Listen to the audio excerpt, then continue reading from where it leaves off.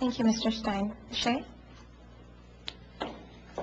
Thank you. On behalf of the U.S. Commission on International Religious Freedom, which is an independent federal agency, I wish to thank the Congressional Task Force on International Religious Freedom, and particularly its co-chair, Congressman Trent Franks, who was here this morning, for not letting the world forget about the persecuted religious believers in China, and by holding this important briefing in this august hall of Congress on the impact of the Olympics on the Chinese government's treatment of religious communities. I'd also like to thank Tina Ramirez for putting this briefing together, and it is a real privilege for me to join my co-panelists today, all of whom are stalwarts for religious freedom in China.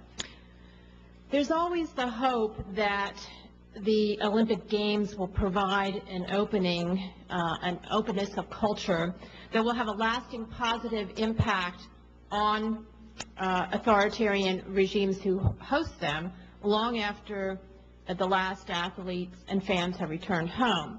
Yet in China, we've seen much the opposite. Instead of improvements in conditions for religious freedom and other human rights, we're seeing broad efforts to crack down on and control religious activity.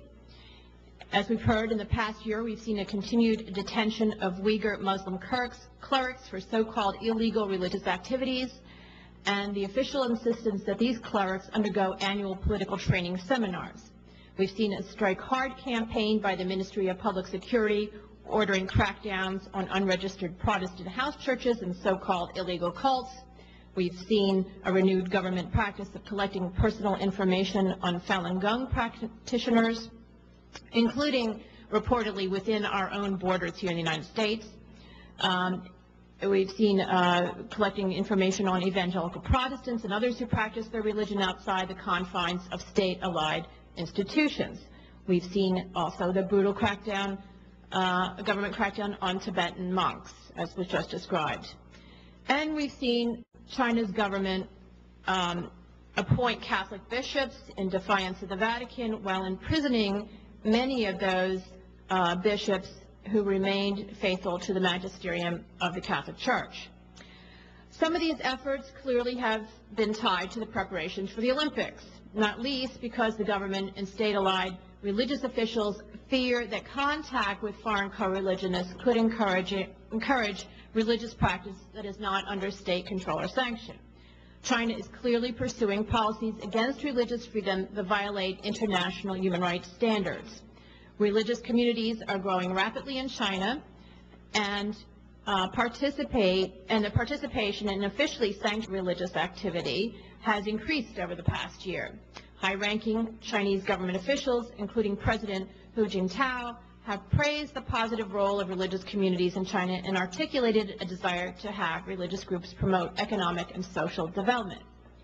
Yet, despite being awarded the Olympics, China remains one of the world's worst religious freedom violators. Although there is a growing zone of tolerance for the worship and of China's religious communities, particularly within government-sanctioned organizations, the government continues to restrict religious practice to these government-approved religious associations, controls the activities of both unregistered religious groups and spiritual movements such as Falun Gong, and repress the religious activities of ethnic minority groups viewed as a security threat, such as the Tibetan Buddhists and Uyghur Muslims. China continues to arrest, detain, and harass religious believers, Protestants and Catholics, who refuse to register with the government-sanctioned religious groups, and they face particularly serious penalties. Last year, over 600 Protestants were detained and 38 were given sentences of over 1 year. 33 unregistered Catholic bishops remain in prison or some sort of administrative detention. Catholic Bishop Su Zhimen, arrested in the late 1990s, has disappeared despite repeated requests to visit him and gain his release. Despite Pope Benedict's eloquent appeal for unity, Beijing-Vatican relations remain deadlocked, with the Chinese government occasionally appointing bishops and priests without prior approval of the Holy See. It is impossible to get an accurate figure on the numbers of detained Falun Gong, Tibetan Buddhists, and Uyghur Muslims, but some reports indicate there are hundreds. These include the Dalai Lama's chosen Panchen Lama, a boy who was detained at age 6 and turned 19 just last Friday. And these are only the arrests. China's other abuses also violate international human rights standards.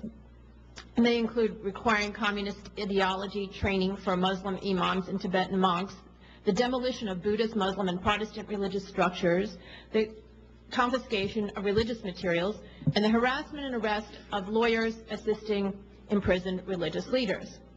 The unrest in Tibet last March highlights again that China's policies of repression and control have failed. Tibetans want religious freedom without restrictions. They want to choose their own religious leaders without interference. They want to be free to venerate the Dalai Lama without fear of arrest. These were the key demands of peacefully protesting monks. The Commission has called for investigations into the violence in Tibetan areas. We have also urged President Bush to cancel his attendance at the opening ceremony of the Olympic Games in Beijing unless there is substantial improvement in respecting Tibetans' religious freedom, including the opening of direct and concrete talks with Dalai Lama. If President Bush does attend the opening ceremony, the Commission has recommended that he first visit the Tibetan regional capital, Lhasa, or another Tibetan area, and make a public statement affirming the U.S. commitment to religious freedom for Tibetans, as well as for China's other growing religious communities. President Bush has pledged that while attending the Summer Olympic Games, he will raise concerns about freedom of religion in China with President Hu Jintao. The Commission has urged the President to request to meet with prisoners and persons detained by the state because of their exercise of freedom of religion or advocacy of this and related human rights, and to attend an unregistered church. Underlying Chinese government's violations of religious freedom by its efforts to control religious practice. In order to raise the profile of religious freedom and related human rights promotion through the 2008 Olympic Games in Beijing, the Commission has urged the U.S. Congress to allocate sufficient resources within funds appropriated for the security of U.S. citizens in Beijing during the Games to ensure that training and related informational materials include content that instructs security officials, Olympic spectators, and athletes on China's commitments to uphold for all visitors certain internationally recognized human rights standards during the Olympic Games, and also inform U.S. citizens, participants, and spectators at the Olympic Games of their rights protected under international law, and identifies problem areas that they may encounter with Chinese authorities relating to freedoms of expression, religion or belief, assembly, and association, including information on Chinese law and the recent human rights practices of the Chinese government.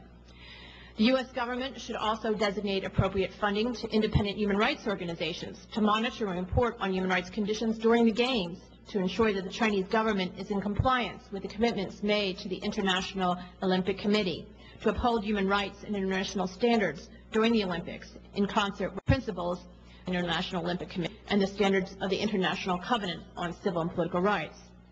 When China was awarded the Olympics, there was an expectation that its repressive policies would improve. That has not happened.